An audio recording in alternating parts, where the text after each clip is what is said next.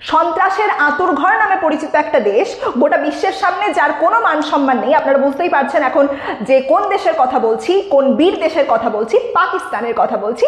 সেখানের defence minister খাজা আসিফ বলছেন যে পাকিস্তান নাকি ভারতের ভেতরে ঢুকে মারবে, এবং এখানে পাকিস্তানের সাধারণ মানুষকে যে ন্যারেটিভটা খাওয়ানো হচ্ছে সেটা হচ্ছে যে ভারত নাকি পাকিস্তানকে অ্যাটাক করার প্ল্যান করছে, ভারত নাকি পাকিস্তানকে অ্যাটাক করার প্রস্তুতি নিচ্ছে, সেই কারণে পাকিস্তানের উচিত ভারতকে অ্যাটাক করা।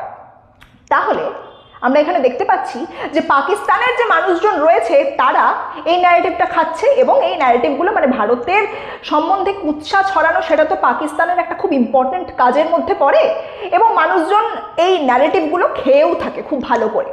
আসলে বিষয়টা কি জানেন তো, বিষয়টা হচ্ছে যে এই যে পাকিস্তানের সরকারের প্রশাসনের যে অকর্মণ্যতা, তাদের যে ব্যর্থতা, সেটাকে ঢাকার জন্যই পাকিস্তানের যে আর্মি প্রশাসন, সেই প্রশাসন এই ধরনের কিছু মুভ নিয়ে থাকে, এই ধরনের কিছু ন্যারেটিভ প্রচার করে। ভারত ধরতে আসছে এরকম একটা ভয়, সেই বাচ্চাদেরকে ছেলে ধরার ভয় দেখিয়ে খাওয়ানো হয় না ছোটবেলায়, সেরকম একটা ভয় পাকিস্তানের মানুষের মনে পাকিস্তানের এই আর্মি প্রশাসন ঢুকিয়ে দিচ্ছে।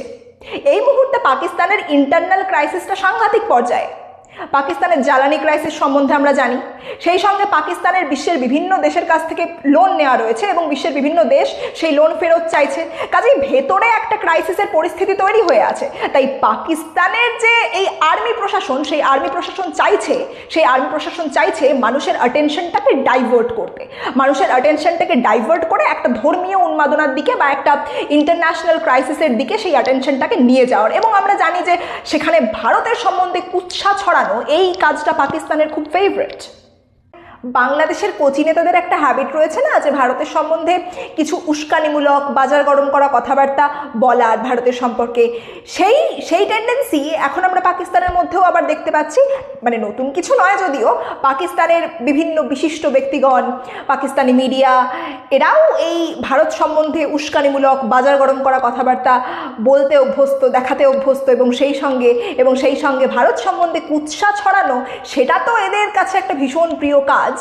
তাই এখন পাকিস্তানেরও ইচ্ছে হয়েছে কিছুটা ডায়ালগবাজি করে, কিছুটা উস্কানিমূলক কথাবার্তা বলে একটু হাততালি পাওয়ার।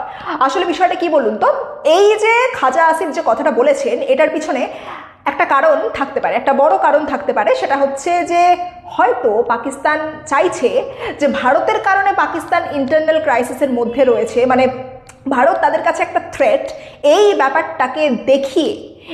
ব্যাপারটাকে দেখিয়ে সারা বিশ্বের কাছ থেকে কিছুটা হয়তো ফেভার চায়।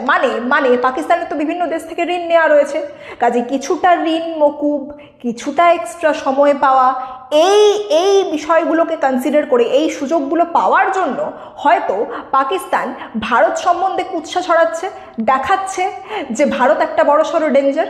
সেইভাবে হয়তো পাকিস্তান কিছু সুবিধা আদায় করতে চাইছে সারা বিশ্বের কাছ থেকে, এই অজুহাতটা দেখিয়ে আর কি।